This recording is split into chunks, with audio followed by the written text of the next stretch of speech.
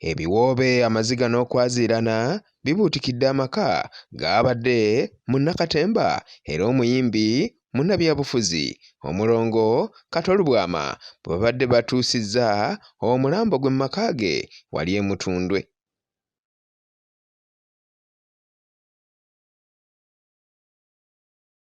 Okuva Kato Lubwama lwe yafa, omulambo gubadde gukuumirwa Mmengo era ng'olunaku olwaleero lwe guleeteddwa mu maka ge wakati mu nteekateeka ez'okumutwala okumuziika ewaabwe e Mawokota Ssabbiiti egenda okutandika. Abaana ba Kato Lubwama ababadde ebweru nabo bonna olwaleero batuuse okubaawo mu kuziika kitaabwe.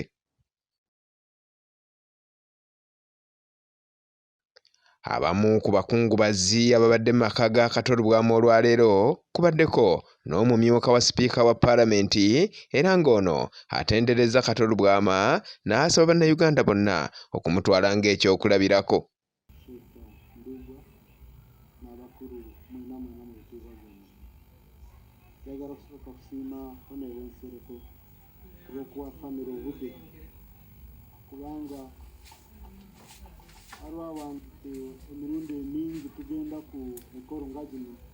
Tayebwa agambye nti Kato Lubwama abadde musajja ateerya ntama ate omukozi ennyo era omuyiiya.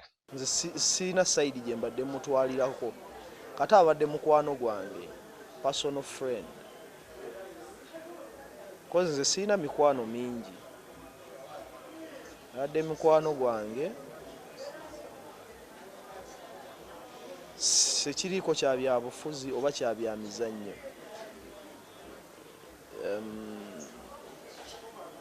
Nga bwe tunyumya nga talina kyakukweka nga ne waaba alina ekimuluma ekiri ebuziiza gamba.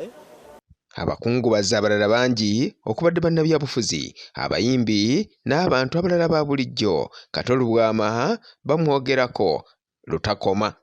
Obusuzi ng'onyiigidde munno naawe oba osobozza ne bukeera nga tonnamusonyiwa kubanga naye buli bwokeroga ayi Mukama Katonda ansonyiwa nga gakwata nasonyiwa oli gwe lwaki olowooza nti gwe olina okusonyiyibwa?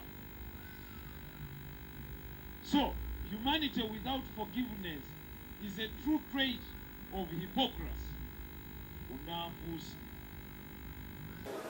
Kato Lubwama nga boosi mu kusooka bw'oba tonnamuyiga tomumanya omulabira wabweru bw'oba tobadde naye simanyi oba kino kintu Katonda nze yakimpa omuntu omuyiga n'omanya by'ayagala ne by'atayagala. Kato bw'asalawo ekintu nga yakedde ku makyanga kye yasazeewo bannange ekizibu kyakumujjama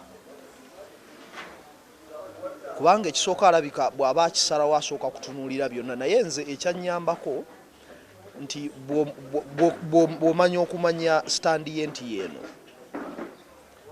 oddamu n'okitunuulira. Kati mu biseera ebisinga twadisagreeinganga ku nsonga ezimu ze yasalangawo naye ng'omuddamu n'omutunuza mu sayidi zonna kino kati naye mu kutuula n'afumiintiriza